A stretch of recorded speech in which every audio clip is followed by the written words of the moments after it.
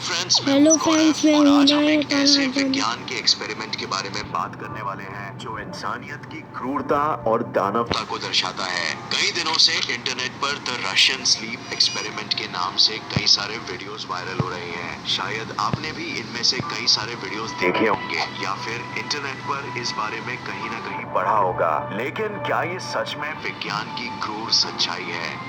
इस वीडियो में आप बिल्कुल यही जानेंगे और मैं द रशियन स्लीप एक्सपेरिमेंट के बारे में कुछ ऐसे फैक्ट्स आपको बताऊंगा जो आपके होश ही उड़ा देंगे। अगर आप कमजोर दिल के हैं तो इसे मत देखना, वरना बने रहिए अंत तक, क्योंकि इस वीडियो में मैं कुछ ऐसे खुलासे करूंगा जो आपकी सच्चाई को लेके ही आंखें खोल देंगे। तो फ्रेंड्स, 1940 में सोवियत यूनियन ने दुश्मन सेना में से 5 अलग अलग उम्र के कैदियों को इस एक्सपेरिमेंट के लिए चुना और इन 5 कैदियों को एक कमरे में 30 दिनों के लिए बंद कर दिया गया, इस शर्त पर कि अगर वो 30 दिनों तक बिना सोए इस एक्सपेरिमेंट को सफलता से पूरा करते हैं तो उन्हें सही सलामत छोड़ दिया जाएगा।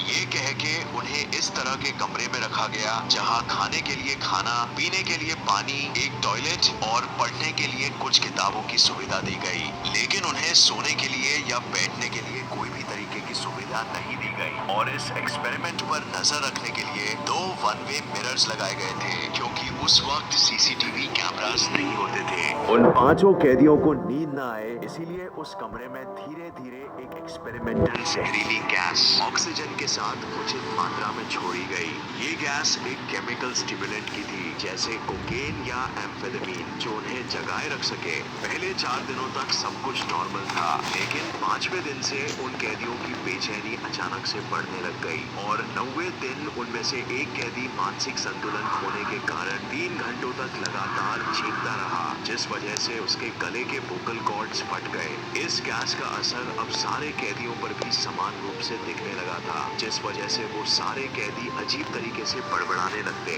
रिसर्चर्स उनके कमरे में हर रोज ऑक्सीजन के साथ उस जहरीली गैस की मात्रा को धीरे धीरे बढ़ाने लगे।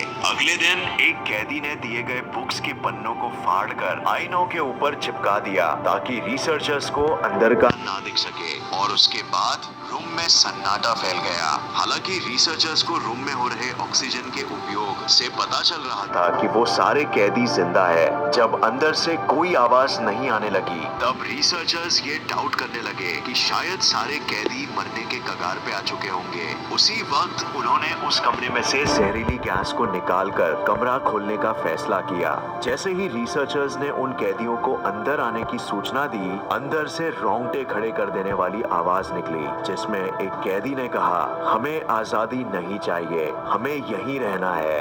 ये एक चौंकाने वाली बात थी। उन्हें उस चेम्बर में मजा आने लगा था। वो चाहते थे कि वो हमेशा इसी तरह जागते रहे। उसी कमरे में वो सारे कैदी रिसर्चर्स से भीख मांगने लगे कि उस गैस को फिर से उनके कमरे में छोड़ा जाए और उन्हें वहीं अपने हाल पर छोड़ दिया जाए। सारे रिसर्चर्स सोच में पड़ गए कि आखिर इन कैदियों के साथ हो क्या रहा था, लेकिन फिर भी उनकी बातों को अनसुना करते हुए जैसे ही रिसर्चर्स उस कमरे में दाखिल हुए, उन्होंने पाया कि सारा खाना जैसे का तैसा पड़ा हुआ था। जमीन खून से रंगी हुई थी और उसी जमीन पर कैदियों के कटे हुए अंग पड़े हुए थे ताकि वो उन्हें बाद में खा सके। कुछ कैदी खुद के ही मांस को नोच नोच कर खा रहे थे। ये दिल दहलाने वाला नजारा था। एक कैदी तो खुद के ही पेट का इतना मांस खा चुका था कि उसकी हड्डियां तक नजर आने लगी थी। जब उन कैदियों को इलाज के लिए ले जाया गया तो वो उसी कमरे में वापस जाने की भीख मांगने लगे, और जिस मॉर्फिन के एक इंजेक्शन से कोई भी इंसान बेहोश हो सकता है, उस मॉर्फिन के 8 इंजेक्शंस लगाने के बावजूद वो सारे कैदी होश में थे और डॉक्टर्स से रिक्वेस्ट किए जा रहे थे कि उनका ऑपरेशन उनके होश में ही रहते हुए किया जाए, क्योंकि उन्हें ऑपरेशन में दर्द में भी मजा आने लगा था। जैसे जैसे डॉक्टर्स ऑपरेशन करते, वो कैदी मुस्कुराने लगते। लेकिन इस ऑपरेशन के दौरान 5 कैदियों में से 3 कैदियों की मौत हो गई। मगर फ्रेंड्स, इस रिसर्च को यहाँ नहीं रोका गया, बल्कि सोवियत यूनियन के कमांडिंग ऑफिसर ने इस एक्सपेरिमेंट को जारी रखने का ऑर्डर दे दिया, क्योंकि वो देखना चाहते थे कि इन बचे हुए कैदियों को फिर से अगर उस गैस के साथ रखा जाए तो क्या होगा।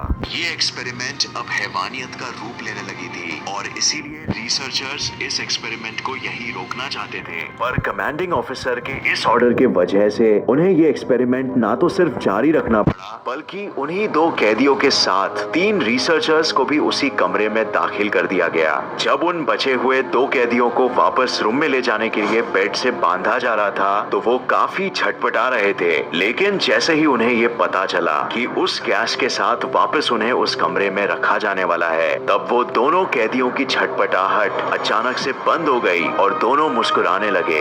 ये देखकर उन 3 रिसर्चर्स में से एक रिसर्चर घबरा गया और इन अजीबोगरीब कैदियों के साथ इसी डर में उसने कमांडिंग ऑफिसर को ही गोली मार दी। और उसके बाद घबराते हुए उस रिसर्चर ने एक कैदी से पूछा कि तुम आखिर कौन हो, और जो जवाब उस कैदी ने दिया वो काफी भयानक और हैवानियत से भरा हुआ था। उसने हंसते हुए ये कहा कि मैं तुम्हारे ही अंदर की एक परछाई हूँ जिसे तुम कभी बाहर नहीं आने देते। मैं वो हूँ जिससे तुम्हें रात को डर लगता है। मैं तुम्हारे अंदर की वो बुराई हूँ जिसे तुम हमेशा दबाए रखते हो। ये सुनते ही उस रिसर्चर ने उन दोनों कैदियों के साथ उन बचे हुए 2 रिसर्चर्स को भी गोली मार दी और अंत में खुद को भी गोली मारकर उस एक्सपेरिमेंट के रहस्य को वहीं दफना दिया। और कहा जाता है कि उस खौफनाक वाकये के बाद इस तरह का एक्सपेरिमेंट किसी भी इंसान के साथ नहीं किया गया। लेकिन 2009 में क्रीपीपास्ता विकी नाम के एक वेबसाइट पर किसी अनजान अकाउंट के जरिए इस एक्सपेरिमेंट को दुनिया के सामने लाया गया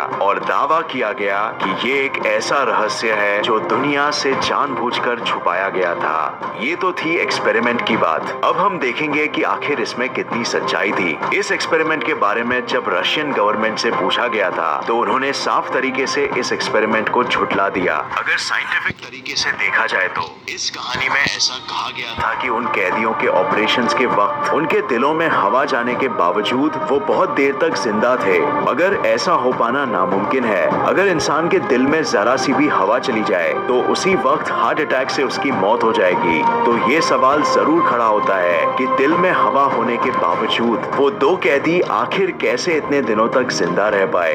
यहीं पर ये एक्सपेरिमेंट फेल हो जाता है। इसके अलावा आज तक कोई भी ऐसा स्टिमुलेंट ड्रग किसी भी रिसर्च में पर्सनालिटी को इस तरह से ऑल्टर करता हुआ नहीं देखा गया है कि इंसान को दर्द में भी मजा आने लगे। इंटरनेट पर आजकल कोई भी कुछ भी वायरल कर देता है और हम उसे जांचे परखे बिना सच मान बैठते हैं। ये एक्सपेरिमेंट भी ऐसे ही किसी राइटर के दिमाग की एक खोज थी जो आज तक सच बनकर दुनिया को अपने झांसे में फंसा रही है। इस एक्सपेरिमेंट का कोई भी पुख्ता सबूत अब तक हमारे सामने नहीं आ पाया है और ना ही इतिहास में किसी ने इस एक्सपेरिमेंट की जिम्मेदारी ली है। और फ्रेंड्स, जैसे मैंने पहले भी कहा है कि इंटरनेट चलाने के लिए आपको सिर्फ जियो के नेटवर्क की ही नहीं बल्कि क्रिटिकल थिंकिंग की भी जरूरत है। तो फ्रेंड्स, ये थी द रशियन स्लीप एक्सपेरिमेंट की असल सच्चाई या फिर कहानी, जैसे आप कहना चाहोगे, जिसे बहुत लोग सच मान बैठे थे। उम्मीद है आपको ये वीडियो पसंद आया और इससे नया कुछ जरूर सीखने मिला।